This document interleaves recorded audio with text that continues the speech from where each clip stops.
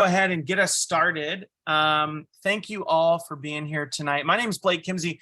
If Gemini Ink is down in San Antonio, we are north of them here in Dallas, Writing Workshops Dallas or writingworkshops.com. We are a literary online workshop here based in Dallas. And we have been coming together now to do the Big Texas Author Talk for about 3.5 years, which is incredible. David and I and Alexandra talked really close to the start of the pandemic back in 2020 and said, hey, let's get together once a month and talk to an author and have it moderated by another very talented author. So here we are all these years later, and it's been so much fun. I do love to thank the people who've been sponsoring us, some of them from the beginning, who have been making sure that they spread the word or even share the link after we post it on Twitter or Facebook after we put the recording up on YouTube. So we've got Lone Star Literary who tweets about it, puts us in their newsletter. And there's always so many, Can you give me something to drink? Yeah. We'll just keep you on mute if, let's just keep everybody on mute. And, but yeah, so Lone Star Literary, so great, so awesome. If you're not subscribed to their literary newsletter, check them out. We also have the UT San Antonio library system, which also helps us spread the word. And then of course, we have a generous grant from Humanities Texas. Isn't that right, Alexandra? Humanities Texas. And so up here in Dallas, we've loved getting to know Gemini Ink down in San Antonio. And thanks to David Samuel Levinson, whose brainchild this whole thing is, for bringing us all together. And I'm excited about our conversation tonight. And as my dog enters the house, I'm going to hand it over to Alexandra at Vandecamp. Hi, everyone. My name's Alexandra. I'm the executive director of Gemini Ink. We're San Antonio's Writing Arts Center. Our mission is to teach the craft of writing to people of all skill levels so they can bring their stories to life. www.geminink.org. We are not a tattoo parlor. Okay, our founder, the wonderful Nan Cuba, had a twin love of reading and writing, thus Gemini Ink. But I'm really thrilled tonight because we have a wonderful author, Rubén Degollado, with his debut novel, The Family Izquierdo. And we have a wonderful moderator, Marcela Fuentes, who also has some great books coming out in the next year, everyone. But we love bringing authors together for these lively author talks. You get kind of an inside glimpse of their writing worlds. You find out about their great most recent book. And we are just thrilled to have you, Rubén, and thrilled to have you, Marcela. Thank you so much for being, our August features. And I will hand the virtual mic over to David, who's going to introduce our author and our featured moderator. Thank you, Alexandra. Yeah, I'm really happy about tonight, and I'm really looking forward to the conversation between our featured moderator, who is Marcela Fuentes. She's a Pushcart Prize-winning fiction writer and essayist. She's also a graduate of the Iowa Writers Workshop and was the 2016-2017 James C. McCreight Fiction Fellow at the Wisconsin Institute for Creative Writing. Her work has appeared in the Indiana Review, the Rumpus, Texas Highways Magazine, Kenyon Review, Ploughshares, and other journals. She's an assistant professor of creative writing at Texas Christian University. She was born and raised in Del Rio, Texas. So welcome, Marcela. Oh, her debut novel, Malas, June 2024, and Link's story collection, My Heart Has More Rooms Than a Whorehouse, which is definitely my favorite title of everything. Yeah. Summer 2025 are forthcoming from Viking Books. Welcome again. And now I will introduce our featured writer we're all thrilled to have. Rubén Degollado is an educator from Texas and the author of The Family Izquierdo, a novel, and the young adult novel Throw. His fiction has appeared in Beloit Fiction Journal, Gulf Coast, Hayden's Ferry Review, and Image. Welcome. Please, the floor is yours. Thank you so much. Now the floor is yours. Okay. Thank you for that welcome. I actually had a small intro, but then I didn't realize I wasn't going to introduce you, but I just wanted to say that I want to add on to this that not only is Rubén a really talented writer, I loved his novel. Like even before I met you, I was like, oh my God, this book, it's so amazing. I will say that I don't often cry with fiction. I feel like as a professor of creative writing, like you get jaded fast, right? You're like, oh, whatever. But there was a lot that was very moving and I was tearful. So I don't know if that's good or not, but it really kind of was. And I also want to say that Rubén is a very kind and generous person and somebody who does really care about his literary community. And I just really have nothing but good things to say. I'm very excited to be here talking to him today. And wanted to kind of jump in a little bit. I know that you were saying you were going to read a little piece. Can you tell us what section you're going to read from and stuff like that? Yeah, thank you for that. And just right back at you, Marcela is very supportive. I don't know how we started talking on Twitter or something like that, but she's Oh been my very God, supportive. we were both comparing our essays on Texas highways, and you were like, That's "Oh, I what it read your was. essay," and I was like, "Oh, cool. What are you writing about?" Yeah. She's written some great stuff, and we're definitely looking for it. She's very supportive of the community as well, and certainly supportive of me as an author. I'm going to read a section. The chapter is called Host, and the reason I wanted to read this is there's a variety of different things to give you kind of a flavor. The novel is a multi-voiced, multi-perspective novel. Different narrators. This is a third-person narrator, but this story. There's a lot of different things coming in with this main character, where she's the focus of the story. This chapter, her name is Victoria, and it's Mother's Day. They've just had mariachis. They just had a party on the eve of Mother's Day at their house. And Victoria is dealing with some past hurts with her husband, Gonzalo. And she's also having a little bit of kind of some post-trauma with dealing with postpartum depression. So there's a lot of different things going on, but she experiences a vision. So I'll share that with you now. Unbeknownst to Gonzalo, his words brought forth Victoria's remembrance of the first time she had slept for more than 4 consecutive hours after little Gonzalo was born. Victoria had shaken herself awake and noticed that Gonzalo was not beside her, then checked the clock to see how long she'd been asleep. Her first thought was that the baby had stopped breathing and she had slept through it. When Victoria saw the empty crib next to their bed, she bolted upright, stumbled around the house, searching in each room, not even thinking to call out to Gonzalo. And when the blood beating in her ears quieted, Victoria could hear singing somewhere in the house. It was Gonzalo's voice, low and off pitch, which she followed to the living room where he stood barefoot on the rug, lit only by the brightening morning sky coming in through their bay window. He carried little Gonzalo against his bare chest, swaying gently side to side. He sang a Spanish song, and the lilting refrain of ru, ru, ru, a mother's traditional dove-like cooing to lull babies to sleep, was the only part she recognized. When nursing was a problem and little Gonzalo wouldn't latch onto Victoria's breast, the lactation specialist had told him that skin-to-skin contact was important to soothe and calm the baby, even if they switched over to bottle feeding.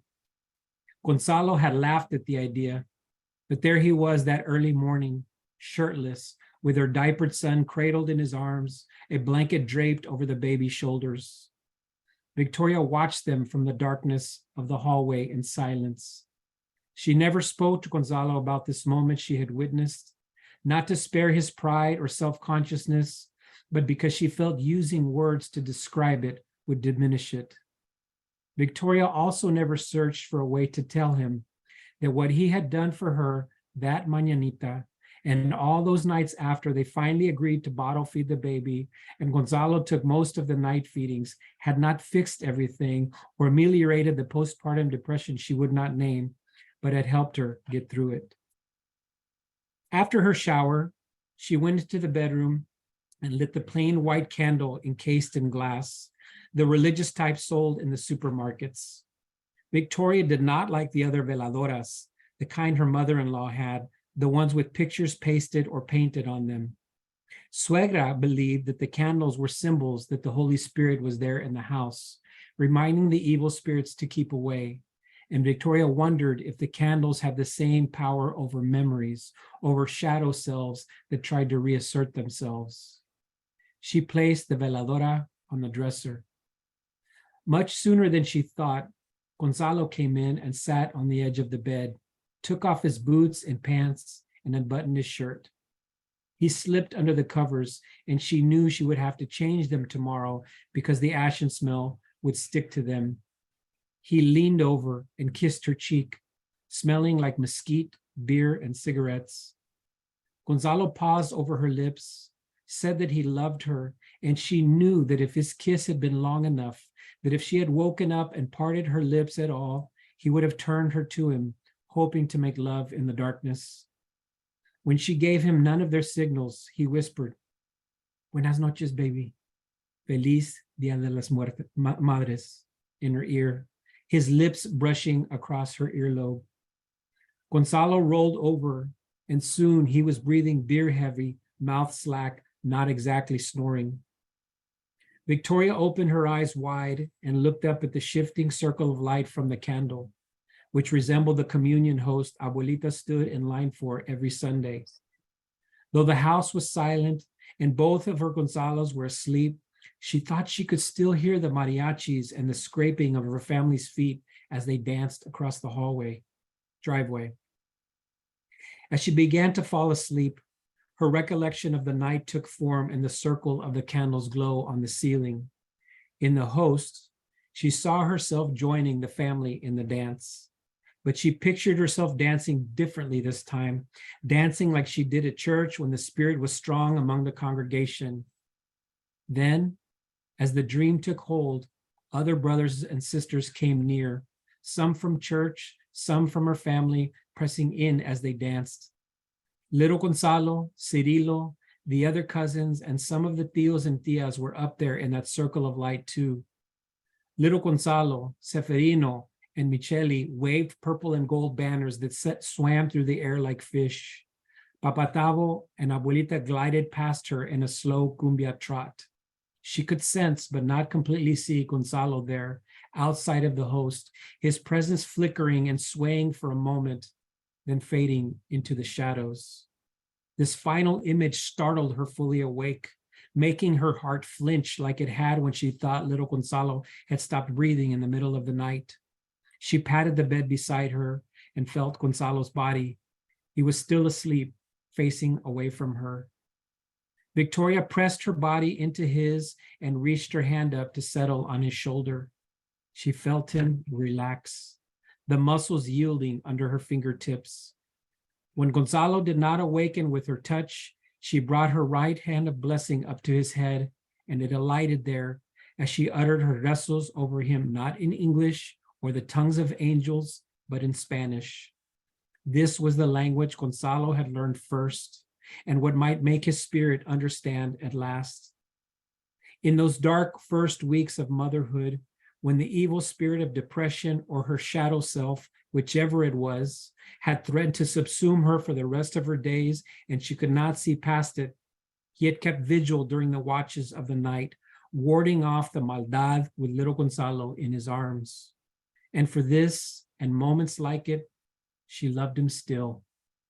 Though neither of them deserved heaven, and Victoria could not know if they would always be together, she wanted to see him there in the expanse of light where there is no sun or moon, and the light comes only from the glory of God, dancing for eternity with her and the family.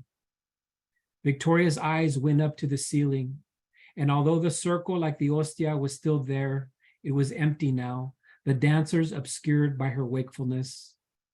The air conditioner kicked on, whispered over the candle, and the flame trembled but did not go out.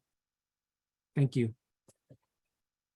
Oh my God, that was so beautiful. That was honestly one of the passages that I had marked when I was first reading it. It's just a beautiful passage. And I guess I really wanted to kind of talk to you a little bit about this relationship between her and Gonzalo. It's so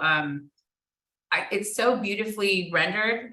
There's a little bit, I think, very early in the novel, we see that, you know, he really transgresses quite a bit and breaks some boundaries. And it's here that she's kind of grappling with that. And how did you kind of envision this relationship? It just seems so full. It just feels like a real marriage where it's like, I don't know if we're going to be together. I love him. And in this moment, there's kind of a forgiveness, but also the reality is we don't really know. Like, I don't know. How did you come up with that? I guess it's really great.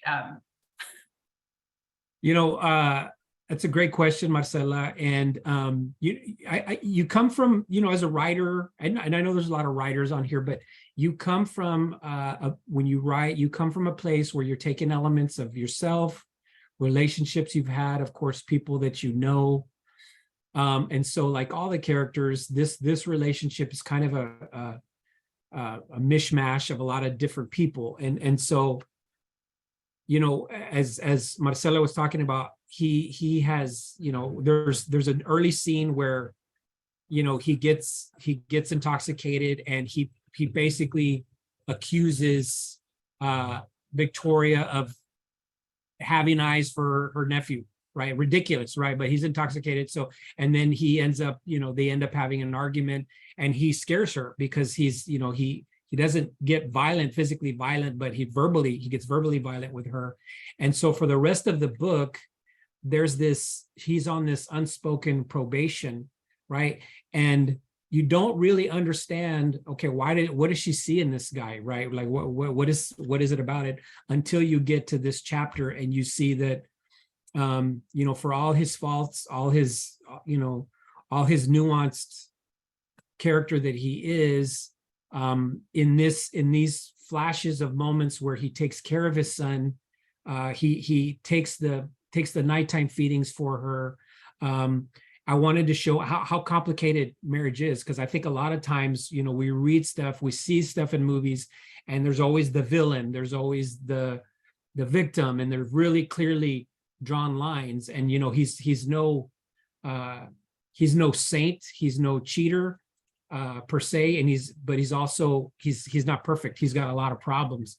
But Victoria, being the woman that she is, the strong woman that she is, she's like, I'm not going to put up with it. You see that throughout this chapter, is that he gradually changes, and he feels remorseful for this one drunken night where he acted the way he did. So I was just trying to capture something real with marriage. I've been married for 25 years, so I have a little bit of experience in that area. So I just wanted to bring that to the page, and then, just show how, I think a lot of us, people that have been married, we understand marriage, but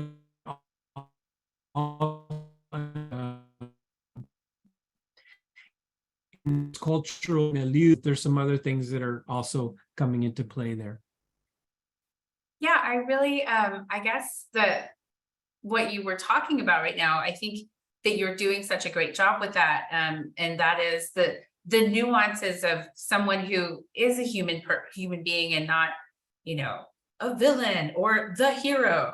I know that that first section, the way you wrote it, it was very scary. He wasn't physically violent, but he was very intimidating. And I think that's the thing that's so haunting for her, is that she's, he scared her, and you don't ever want to be frightened of your partner, right? That's a hard thing to kind of get over. And yet we see her here, like noticing his nurturing side, where he's, holding his baby to his skin. And it's almost like this is like, I don't want to say redemption, but kind of like he's kind of redeeming himself, and also healing her in a way that I thought was really beautifully done. And I guess I wanted to also jump into some of the other, I loved all the characters, but some of the other female characters that also, and I guess male ones too, actually everyone, there is kind of a theme of healing throughout, from things that are, and then she says that she would not name it as postpartum, but I think there's a trend throughout the novel of trying to heal from things that cannot or will not be spoken by these characters. Like you have another woman who has kind of an eating disorder, but it's like she's asleep when she doesn't even know that she's doing it. And we don't even know how to name it. And I just wondered, I guess, when you were putting this novel together, were you thinking about it as as a novel of sort of talking about healing, or was it just like something that came together as you were, going through the writing journey of the novel? I've never been asked that. That's such a good question. Thank you. I've never been asked about healing per se, but it's everywhere. Like, yeah, all it through is. it. And as you're saying now, like that character, the umbrella book is, I would say, grace, right? And grace is, and their right thing that. Oh, I think Ruben's frozen. I'm not sure. Ruben, can you hear us? Like, it kind of just. Yeah, I think he's a little frozen, and there's maybe he'll come back here in just a minute, but that might be his internet connection. I'm not sure, but that was such a great question. I want him to answer it. Well, I really love his book so very much, and I'm just going to shamelessly plug it. The Audible version is so good too. I actually have, of course, the actual book, but then I bought the Audible version too, and the people who play, there's like an ensemble cast, and it's really good.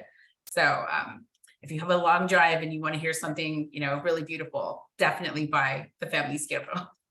I get no proceeds from this. It's just all from the heart. I think he might have just left. He's going to try logging right back in. So we'll get him in here in just a second, and we'll pick right back up on this great question you just asked. So let's just see here. I'll wait for him, but this such a beautiful reading and talking about the nuance and the characters. Everybody should pick up his book. Oh, let's see. Is he back? He might be. I Yeah, hope he so. is. No, I see him. Can y'all hear me? Oh, there you are. Yep. Yeah. My internet kicked off there. I'm so sorry. If that happens again, I'm going to get on my phone and use my net. I'm out in the country right now. So that's kind of my setup here. Am I coming through okay? Yes. So I honestly, I just wanted to, like I said, were you thinking about writing a book about people kind of healing, or was it just kind of like, I don't know, maybe it's just your positivity. I don't know. Yeah, I don't know how much you heard, but what I was saying, and apparently I was talking to myself and I sounded really good.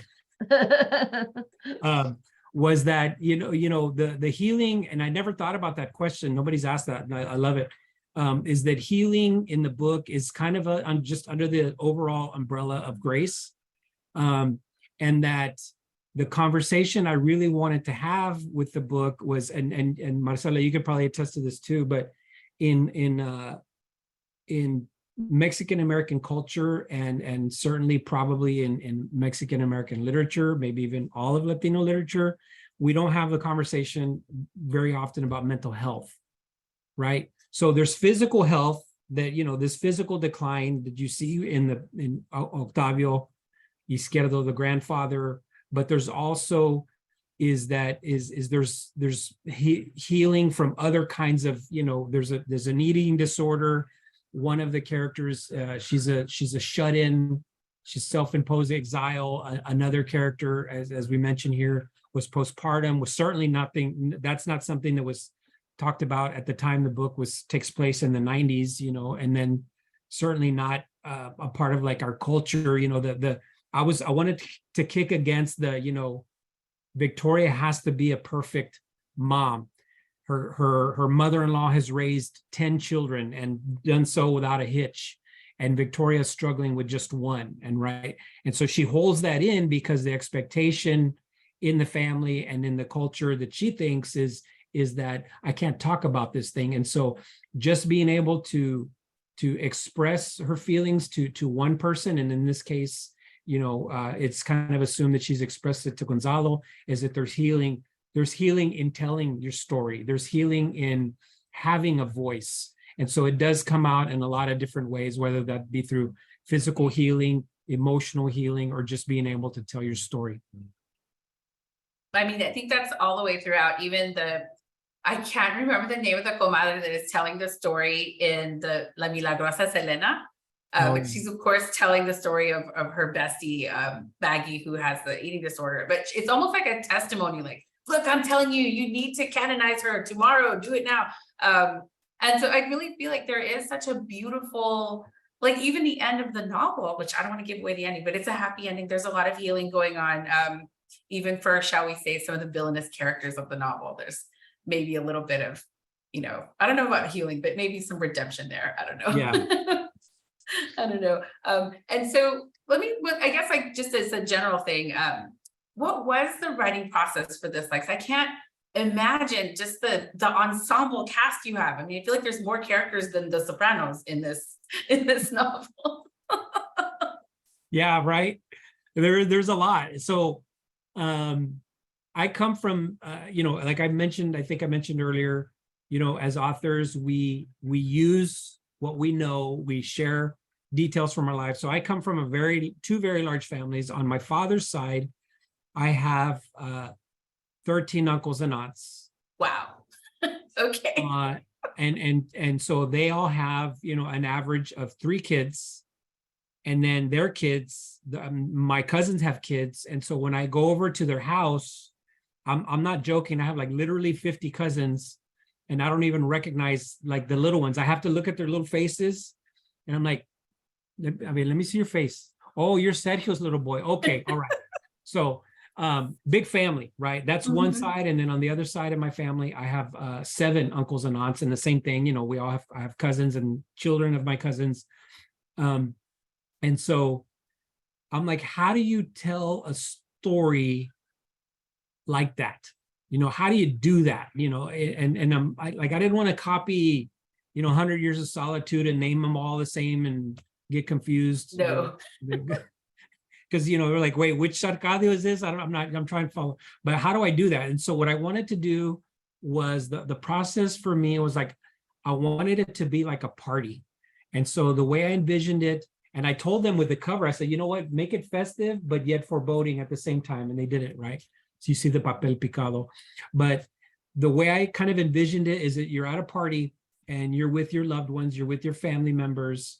And you know how there's always this cacophony of voices when you're at a party. You can hear all the voices and they kind of all blend together. Yet, if you really pay attention, you can hear that one tia laughing on the other side of the room.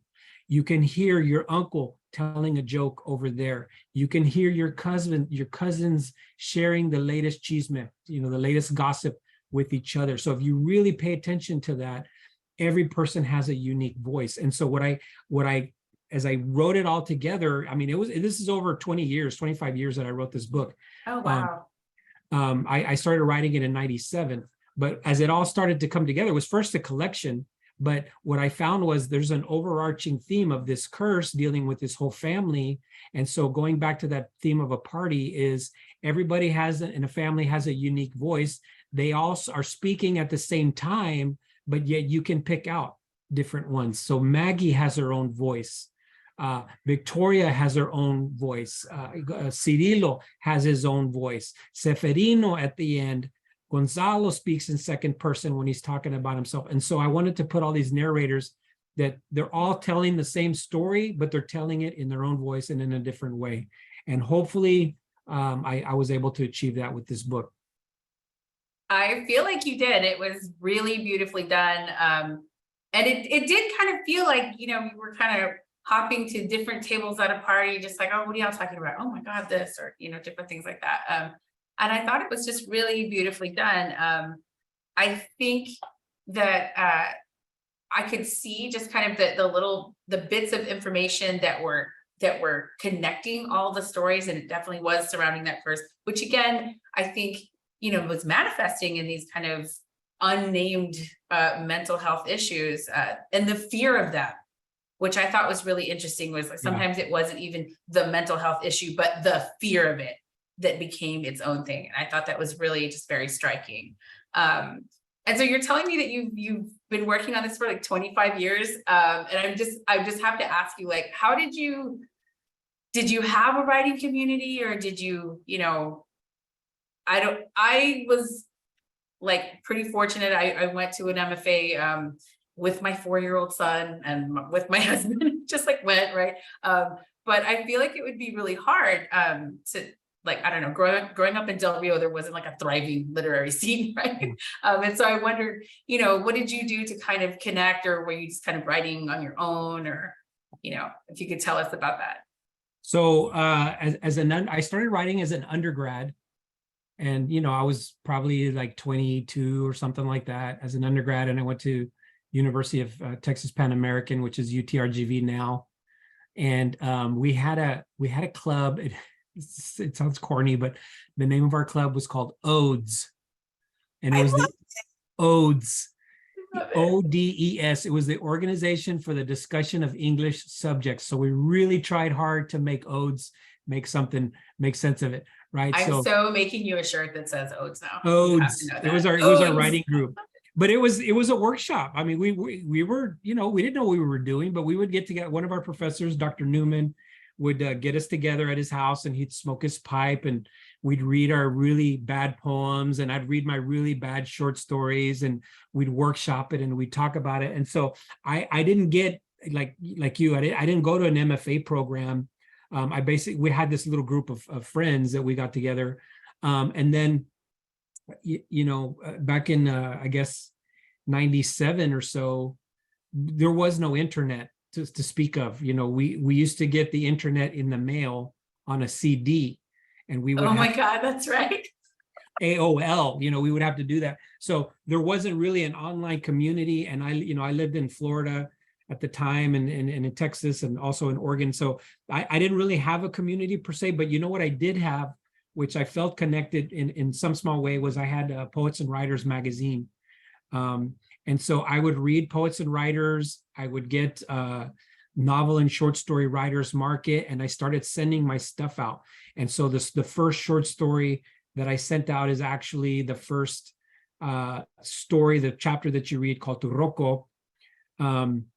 That was the first Izquierdo story that I got published, and I got published in Hayden's Ferry Review in 97. Oh wow, that's a great magazine too. Yeah. So that was like that was huge to me. Great magazine. It's a great magazine. I was like, that was my breakthrough. And then I tried to write other stuff. I would write other stories, and it just didn't work. And I kept coming back to this family. And every story I wrote in my, you know, even if it wasn't explicitly stated on the page, they were a family member. They were an Izquierdo. And then I wrote the Maggie stories. I wrote Host, which I just shared from. And then I started doing it. And then pretty soon I'm like, okay, there's something happening here, something with these characters. So then one of the characters, Cirilo, that you see, he narrates a chapter, but you see him throughout the book. He's the cool guy with the 69 Impala. I would have had such a big crush. He had the butterfly knife. Totally. Oh, yeah, he's like a you know, a 50s greaser kind of kid. You know, he's a really cool kid. They all look up to him. And he was Bob in La Bamba, right? He's Bob. Kind of like Bob without all the baggage, you know. Yeah, that's a great comparison. He's Bob. Anyway. Richie. Anyway.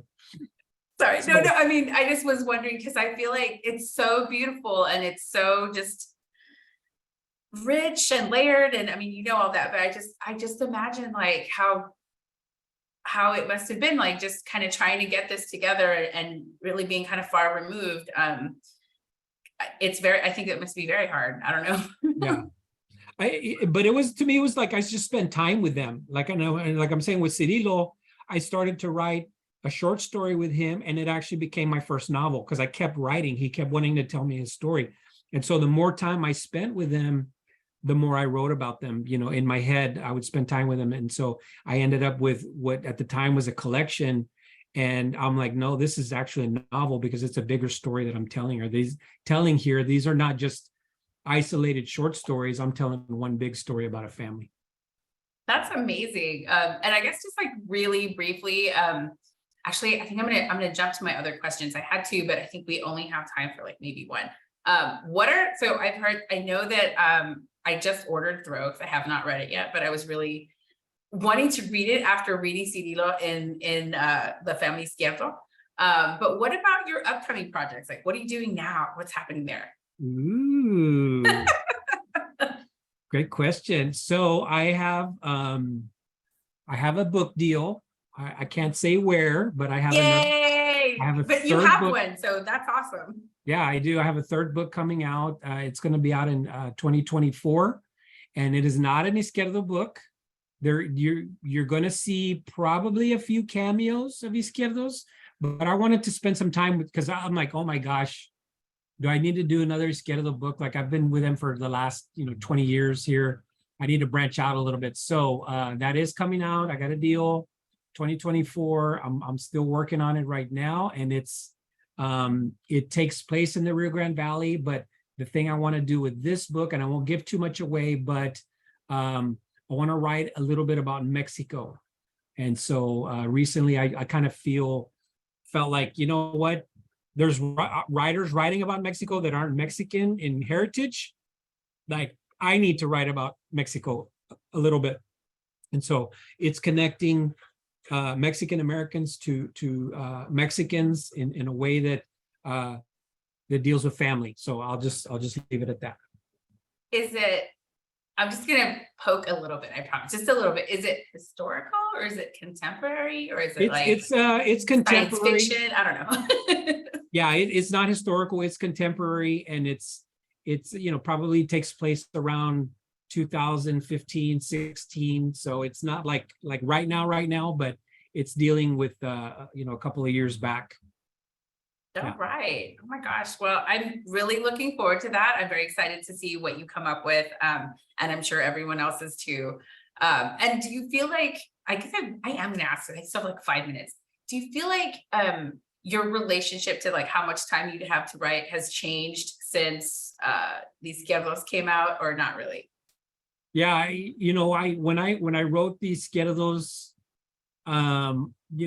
full-time job, either whether I was a teacher, principal, or working as a director, didn't have a lot of time. I'm working from home now, so I don't have a commute anymore. So I'm using my commute time basically to write. So I get a couple hours in, an hour or 2 hours every day, and so I'm way more productive as an author now. And that's always good when you're on a deadline. You know that, Marcela. You've been on deadlines before. I was on one yesterday. Yeah. So it's definitely a good deal. I feel like I'm getting more done now as an author than I was before. I also want to say just how much admiration I have for you, that you have a large family yourself, I think, right? And I could totally see you as a principal, like you a little bit have that, right? But a little bit have that. But it does take quite a bit of effort to like have all these things and also finish your novel. So bravo, dude, you're amazing. And I know that the next book is going to be also amazing. I can't wait for it. And it's sometime in 2024. 2024, yeah, I think. Oh, I hope you come out in June, then we can both come out together. Come on. Let's see. I don't know when in 2024. I just know like my deadline of turning in like the final draft, but maybe 2025. But I think somewhere around 2024, late 2024, maybe December. Well, I'm really happy for you and congratulations. And we're all the lucky ones because we get to read it. So yeah, and it's going to be different. It's going to be a very different book. It's not going to be a huge family. It's about family because I always write about family. My first book was like found family with peers. Second book, this large family, and this one is also about found family, but it's about how two women, a Mexican woman and a Mexican American woman, come together and become something more than mother and daughter. They become a family that they can't really name per se. So that's where it's at. I love that. And I knew if I asked you a little bit, you might tell me a little bit more. Yay! I gave it to you, yeah. I love it. Okay, I'm going to turn this over. I think there's probably audience questions, and I don't want to hog Rube into myself. I mean, I probably do, but I'm going to give everyone a chance to. So I'm going to turn it over to see if there's any audience questions for Ruben. Yeah, and if you don't want to come off mute, I don't know if we can do that or what, but put some questions in the chat for sure for either me or Marcela. Yeah, and you should be able to unmute yourself. So if you have if you have a question you prefer to ask it live, go ahead and unmute yourself, and we'd love to hear that. Otherwise, put it in the chat. But thank you both for such a great discussion. Love it.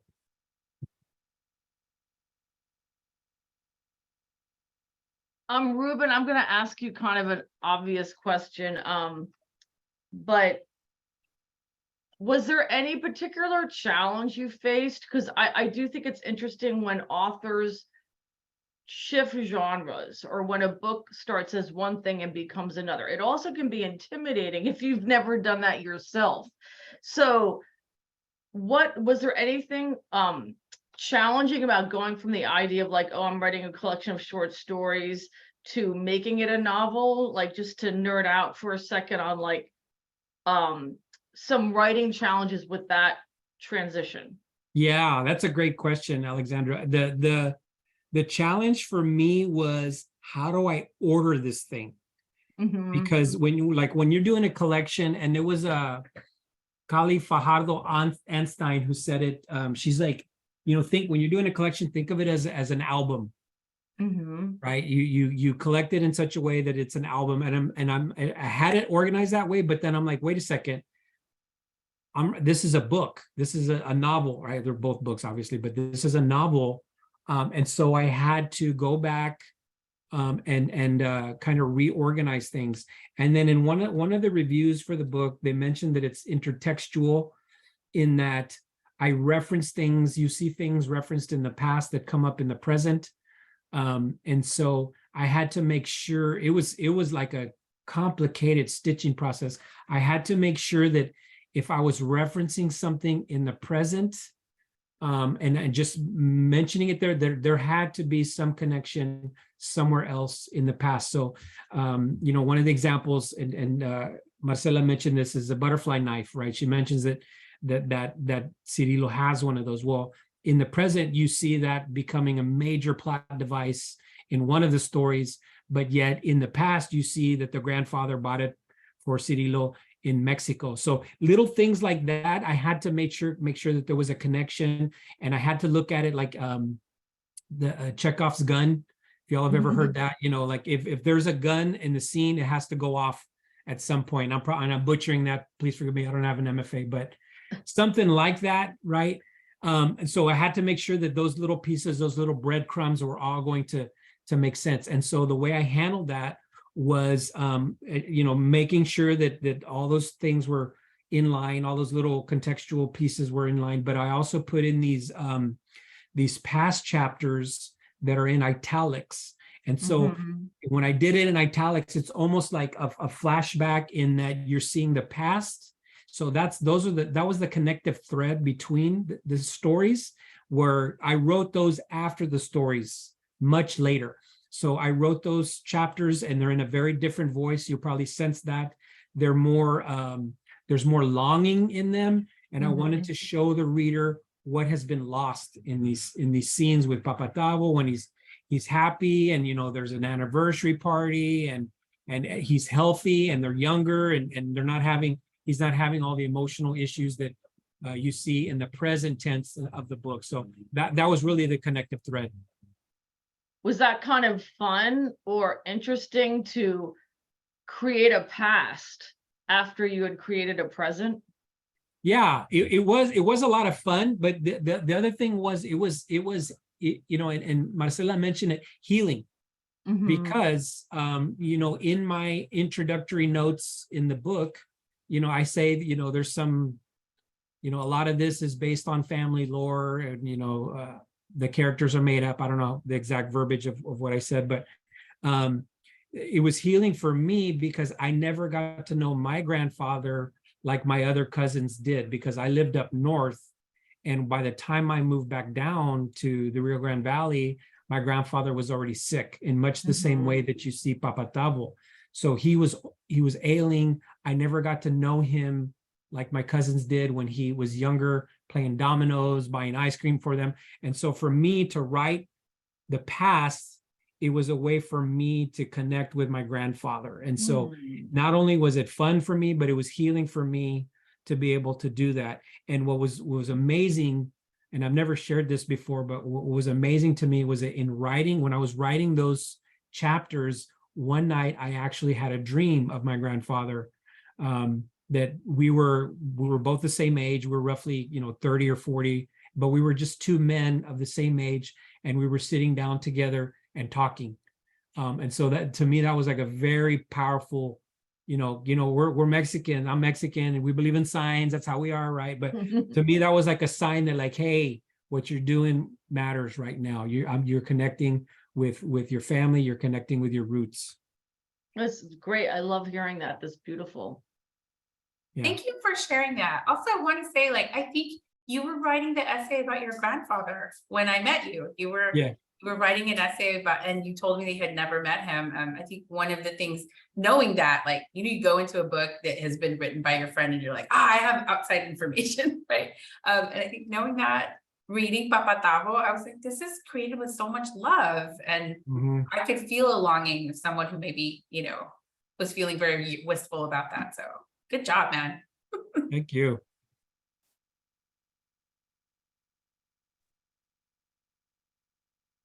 Any other questions? Somebody mentioned the audio version. Oh my gosh. If you like audiobooks, I definitely recommend the audio version of the book. Buy the print copy, of course, but the audio version, there's six different narrators, and they do such an amazing job of doing that. And actually, one of the stories, if you follow, shout out to Ursa Story Podcast, they're featuring one of the chapters. They got the recording, and that's on Ursa Story Podcast. And then there's an interview with me next week, so check that out. But yeah, the audio is amazing. I love it. I was listening to it. I was driving back to College Station to pick up some stuff or whatever, and I was like, I'm gonna listen to it too. It was so good. The voice actors are incredible. Oh yeah. So I don't want to just like take people's time. So if everybody else has questions, jump in. Here's a question. How's the Valley changed, and will it change in your forthcoming novel? That's great. Thank you, Jaime. Good friend of mine, professor up in San Marcos. So great question, Jaime. The Valley has changed a lot. The Valley that I wrote about, and for reference, if you're outside of Texas, we're talking about the Rio Grande Valley down along the border. The Valley that I wrote about is a very different RGV than what's present now. And so it's almost like a look into the past, because it does take place in the 90s and in the 50s and the 80s. So it is going to change in my forthcoming novel, and in a lot of different ways. One of the ways is the Valley is, even though people think of it as one big area, that it's all the same. I'm writing about a different part of the Valley, not McAllen, which is like, McAllen is like the more affluent, more, I guess, metropolitan area. I'm writing more rural Valley right now, because that's where I live. And so I'm using that experience to write this book. And I think the ways it's changed, of course, it's become more modern. But I think the other thing, the interesting thing that has happened to me is that there's been an influx of like first generation people from Mexico, from Central America, from South America, whereas we were pretty, back in the 80s, I would say we were much more homogenous in a lot of ways. And so now you're seeing a lot of different cultures coming into the Valley, which I think is a good thing, is a healthy thing. So you're definitely seeing a lot of different perspectives and a lot of different just different cultures coming together in the RGV than you would have seen in the past, in the 80s and the 90s when I was writing about that.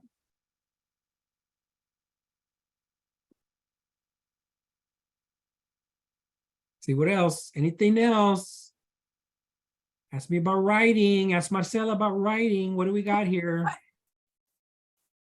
I was gonna say, I really feel like I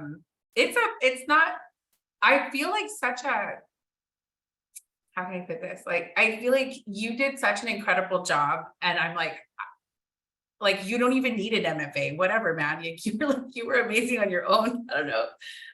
Do you feel like you read a lot of things? Like, were you just like reading books and looking at structure, or like, I don't know. I had a hard time when I was doing my novel, like, figuring out the structure of my books. I was always like, oh my God, it's a braided narrative, and some of it takes place in the 50s and some of it in the 90s. And it's like, I had such a hard time.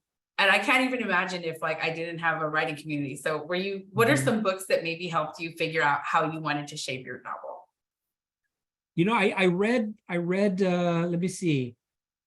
This is going to sound strange, but one of the influences was James Joyce's Dubliners.